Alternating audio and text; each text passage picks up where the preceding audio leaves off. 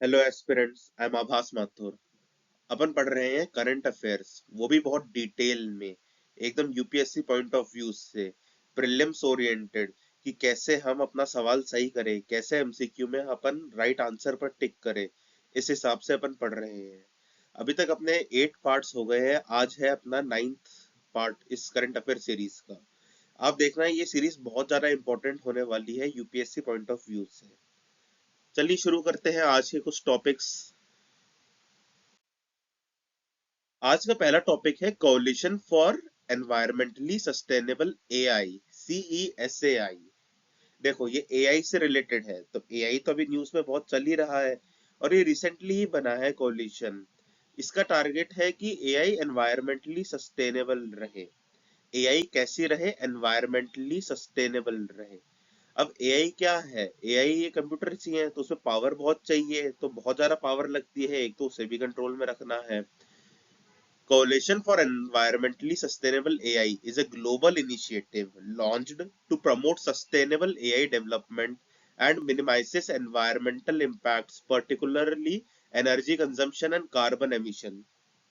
देखो एआई तो कंप्यूटर से बनता है, तो एआई डेवलप करने के लिए बहुत ज्यादा कंप्यूटर्स लगेंगे। बहुत ज्यादा कंप्यूटर्स लगेंगे तो बहुत ज्यादा एनर्जी लगेगी। एनर्जी कंजम्पशन बहुत ज्यादा बढ़ जाएगा।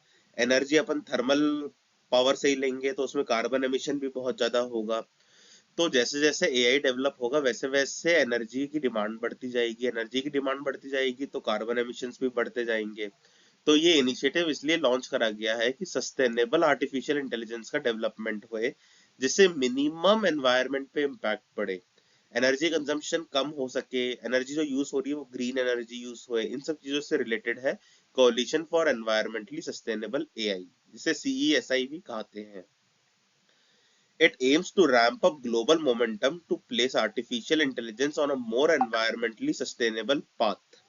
इसका एम क्या है? इसका एम है to ramp up global momentum to place an artificial intelligence on a more environmentally sustainable path.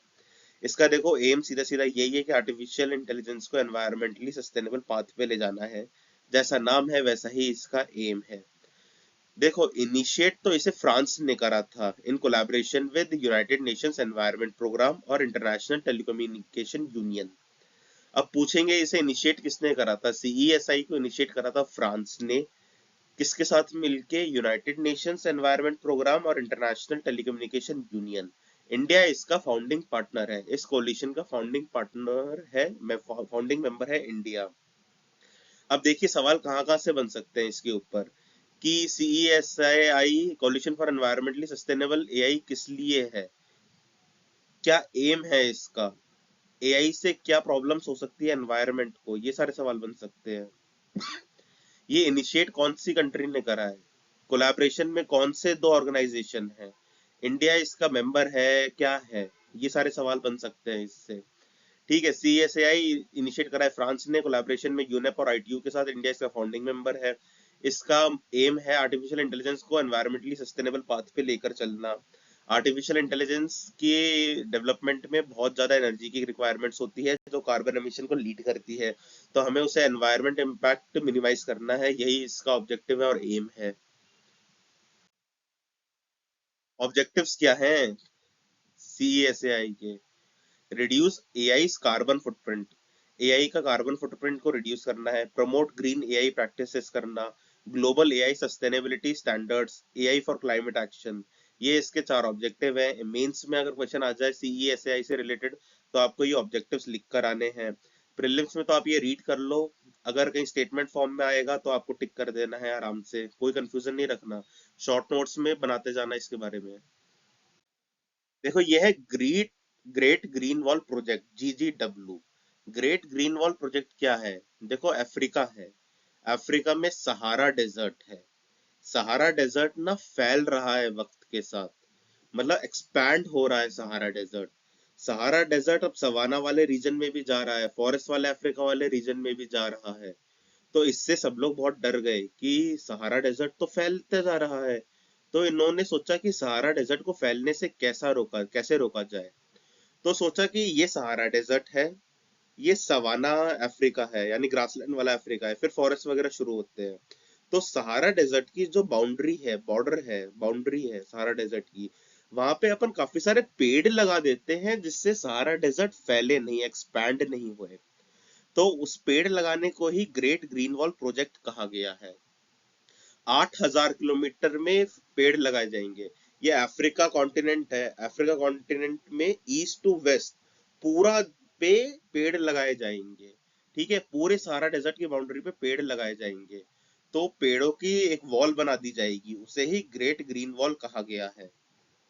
इस वॉल की लंबाई होगी 8,000 किलोमीटर और विड्थ होगी 8 किलोमीटर। ठीक है, क्यों? जिससे सहारा डेजर्ट एक्सपैंड नहीं हुए। ये प्रोजेक्ट इन्होंने शुरू करा था, लॉन्च करा था 2007 में। किसने लॉन्च करा था? अफ्रीकन यूनियन ने। ठीक है। Initial idea for great green wall, a band of trees about 8,000 kilometre long and 8 kilometre wide, stretching across Africa from east to west. The Great Green Wall program aims to restore 100 million hectares of degraded ecosystem across 11 countries in the region. देखो, इनका M ये भी है कि काफी सारी जमीन बर्बाद हो गई है ना डेजर्ट के एक्सपेंशन से, तो 100 मिलियन हेक्टेयर को हम रिजनवेट करें। ठीक है, ये ग्रेट ग्रीन वॉल प्रोजेक्ट 11 देशों में आएगा, 11 कंट्रीज में कवर होता है ये। अफ्रीका में ईस्ट टू वेस्ट जाओगे तो 11 कंट्रीज आती हैं, ऐसे याद रखना। It aims to promote sustainable development and climate change mitigation by 2030। इसका एम ये भी है, इन्होंने एक टारगेट ले रखा है 2030 तक हमें प्रमोट करना है सस्टेनेबल डेवलपमेंट और क्लाइमेट चेंज को मिटिगेट करना है, यानी क्लाइमेट चेंज, ग्लोबल वार्मिंग वगैरह को हमें कम करना है। The Great Green Wall aims to sequester 250 million tons of carbon, restore 100 million hectares of currently degraded land, and create 10 million jobs for the world's poorest people. देखो, इनके और भी M है कि ये 250 मिलियन टन कार्बन को सिक्वेस्टर करेंगे। ये इतने सारे पेड़ लगा लेंगे, 8,000 किलोमीटर और 8 किलोमीटर वाइड बाउंड्री में, वॉल में ये बहुत सारे पेड़ लगा लेंगे। तो क्या होगा? 250 मिलियन टन कार्बन सिक्वेस्टर हो जाएगा, ये पेड़ खींच लेंगे इतना कार्बन। 100 मिलियन हेक्टेयर लैंड को ये रिस्टोर भी कर लेंगे और 10 मिलियन लोगों को ये जॉब भी प्रोवाइड करेंगे। अफ्रीका बड़ा पुअर कॉन्टिनेंट है, तो वहां पे 10 मिलियन लोगों को ये पेड़ लगाने की जॉब देंगे। ठीक है, ग्रेट ग्रीन वॉल से क्या क्या सवाल आ सकते हैं एक बार वो देख लेते हैं। ये लॉन्च हुआ था 2007 में। किसने लॉन्च करा था इस प्रोजेक्ट को? अफ्रीकन यूनियन में। इसकी लेंथ कितनी होगी इस बैंड ऑफ ट्रीज की? 8,000 किलोमीटर वाइड होगा, ये 8 किलोमीटर वाइड होगा। ये स्ट्रेच करेगा पूरे अफ्रीका में ईस्ट टू वेस्ट तक। ये 100 मिलियन हेक्टेयर ऑफ लैंड को रिजनरेट करेगा, 250 मिलियन टन कार्बन को सिक्वेस्टर करेगा, 10 मिलियन जॉब लाएगा। 11 देशों में ये फैला हुआ है। इन्होंने 2030 तक का टारगेट ले रखा है प्रमोट करने के लिए सस्टेनेबल डेवलपमेंट और क्लाइमेट चेंज मिटिगेशन। ठीक है, सहारा डेजर्ट को फैलने से रोकना इनका मेन टारगेट है, ऐसे याद रखना, ग्रेट ग्रीन वॉल प्रोजेक्ट का। इसी को देखते देखते अपन अरावली ग्रीन वॉल प्रोजेक्ट बना भी रहे हैं, है। इसी से इंस्पायर होकर अपन बना रहे हैं अरावली वाला प्रोजेक्ट। और अरावली तो अभी है ही न्यूज में, इसलिए उससे रिलेटेड बैठ रहा है। अरावली ग्रीन वॉल प्रोजेक्ट से रिलेटेड ही तो है ये ग्रेट ग्रीन वॉल प्रोजेक्ट, इसलिए इसको पढ़ाया जा रहा है। देखो, देखो ये है वो 11 देश जिसमें ग्रेट ग्रीन वॉल प्रोजेक्ट है। ये है सेनेगल, मॉरिटेनिया, बुर्किना फासो, माली, नाइजीरिया, नाइजर, चाड, सुडान, इथोपिया, एरिट्रिया, डिजिबोटी। ठीक है, एक बार ये 11 देश सुन लो एक बार और अच्छे से, जिससे दिमाग में बैठ जाए। बाकी आप मैप देख के तो समझ ही सकते हैं। ये 11 देश हैं ग्रेट ग्रीन वॉल प्रोजेक्ट के। बुर्किना फासो, चाड, डिजिबोटी, एरिट्रिया, इथोपिया, माली, मॉरिटेनिया, नाइजर, नाइजीरिया, सेनेगल और सूडान। देखो, ऊपर की तरफ सहारा डेजर्ट है, नीचे की तरफ रोक, फैलने से रोक रहे हैं। सहारा डेजर्ट का साउथवर्ड एक्सपेंशन रोकने के लिए ही बनाया जा रहा है ये प्रोजेक्ट। ध्यान रखो, मैप में ध्यान रखना कौन सा देश कहाँ है, पूछा जा सकता है। फिर देखो, एक कॉन्सेप्ट आता है डॉक्ट्रिन ऑफ कवर्चर का। डॉक्ट्रिन ऑफ कवर्चर पहले ओल्ड इंग्लिश लॉ में ऐसा चलता था कि वाइफ की सारी लीगल आइडेंटिटी उसके हस्बैंड के थ्रू ही है, मतलब वाइफ के सारे लीगल मैटर्स में हस्बैंड ही डील करेगा। It was a legal principle in common law, especially in the past, which said that a married woman's legal rights and responsibilities were covered by her husband. कि एक married women की सारे legal rights और responsibilities cover करेगा उसका husband, उसके husband द्वारा ही covered होंगे।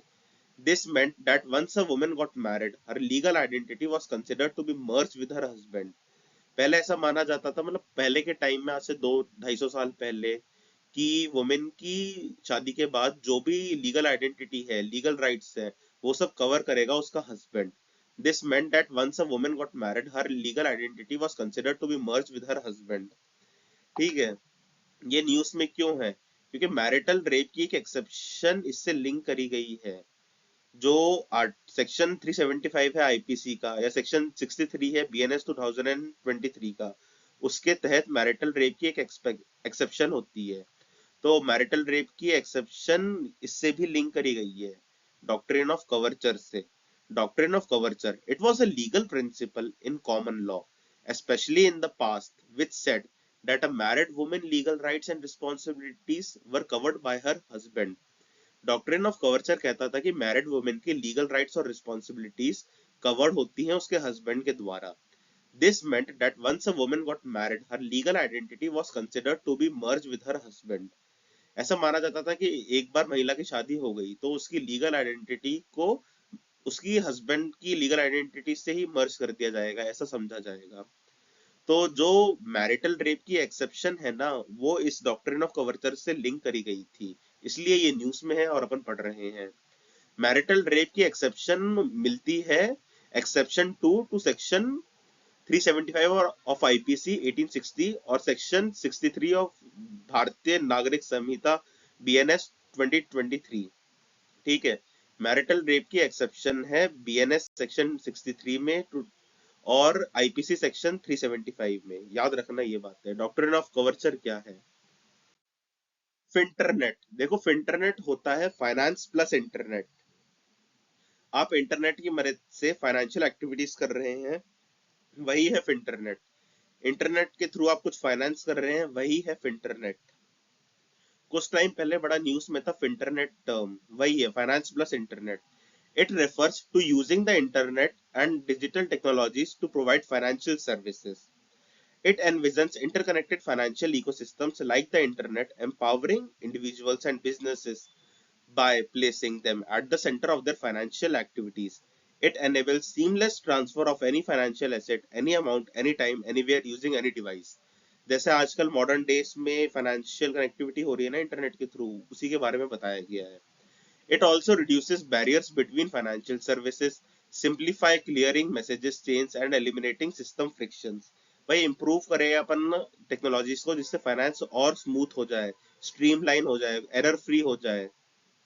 It involves the use of various digital technologies such as blockchain, AI, cryptocurrency, distributed ledger technology, and smart contracts to create new financial services and redefine traditional financial systems. देखो ये सारी technologies को एक commonly internet से ही link कर दिया है, वही है फाइनेंस। मतलब हर एक टेक्नोलॉजी को इस्तेमाल करते हुए हम कैसे फाइनेंशियल सेक्टर को और एडवांस और मॉडर्न बना सकते हैं, वही बात है फिंटरनेट के बारे में। तो बस मोटा मोटा याद रख लो, फिंटरनेट का मतलब क्या होता है? फाइनेंस प्लस इंटरनेट, उसे ही फिंटरनेट कहते हैं। It refers to using the internet and digital technologies to provide financial services. ये इसकी डेफिनेशन है, वन लाइन डेफिनेशन है। देखो ये है डीप स्टेट। डीप स्टेट कोई एक ऐसा नेटवर्क होता है जो इलेक्टेड लोग होते हैं ना, कंट्री के लीडर्स, उसके छुप के उन पे प्रेशर डालता है, अपना काम करवाता है। ठीक है, बहुत पावरफुल होता है डीप स्टेट। डीप स्टेट ऐसा होता है कि वो एक, मतलब एक, वो चुना हुआ लीडर नहीं होता, वो इलेक्टेड लीडर नहीं होता, पर उसकी चलती है, वो काफी हद तक पॉलिसीज को इन्फ्लुएंस करता है, अपने हिसाब से काम चलाता है देश का, पर वो इलेक्टेड लीडर नहीं होता, उसे ही कहते हैं deep state. It refers to a hidden network of power operating independently of a nation's elected leadership, often consisting of influential members from various sectors such as military intelligence agencies and bureaucracy. देखो, जैसे सरकार चल रही है, कोई चुने गए हैं, प्राइम मिनिस्टर चुना गया है, पर कोई मिलिट्री का एक ऐसा ऑफिसर है, इंटेलिजेंस का ऐसा ऑफिसर है, या ब्यूरोक्रेसी का कोई ऐसा ऑफिसर है जो अपने मन की चला रहा है, उनको मैनिपुलेट कर करके, या उनको धोखा देके या छुपके से उनके, तो उसे कहते हैं डीप स्टेट। कैरेक्टरिस्टिक्स क्या होते हैं डीप स्टेट के? सीक्रेसी, ये सामने नहीं आते, ये छुप के पीछे से ही ऑपरेट करते हैं। पॉलिसी इन्फ्लुएंस, ये हर पॉलिसी को अपने हिसाब से इन्फ्लुएंस कर लेते हैं। शैडो नेटवर्क, इनका नेटवर्क बहुत शैडो होता है, पता ही नहीं चलता। अंडरमाइनिंग डेमोक्रेसी, अंडरमाइनिंग कैसे हो रही है डेमोक्रेसी? क्योंकि लोगों ने तो एक इलेक्टेड लीडर को भेजा है, पर उसकी चल नहीं रही, नॉन इलेक्टेड लीडर राज कर रहा है, तो डेमोक्रेसी अंडरमाइन हो रही है। और इस डीप स्टेट वाले नेटवर्क की ग्लोबल रीच काफी होती है। एक बार पढ़ लेते हैं। Deep state. It refers to a hidden network of power operating independently of a nation's elected leadership, often consisting of influential members from various sectors such as military, intelligence agencies and bureaucracy. Characteristics क्या होती है deep state की? Secrecy, policy influence, shadow network, undermining democracy और global reach. बड़े खतरनाक हो जाते हैं डीप स्टेट वाले। ठीक है, चलिए, थैंक यू। बताइएगा ये लेक्चर आपको कैसा लगा। और ना आप शॉर्ट नोट्स भी बनाते रहिएगा इन लेक्चर के। देखो, याद तो अपन यहीं पे कर रहे हैं, बार बार बोल के आपके दिमाग में बैठ रहा है। आप शॉर्ट नोट्स में अगर छोटा छोटा लिखते जाएंगे ना इन चीजों के बारे में, तो रिवाइज करते टाइम आपके दिमाग में पूरा क्लैरिटी आती रहेगी, और यही क्लैरिटी आपको आपका एग्जाम क्लियर कराएगी। Thank you very much.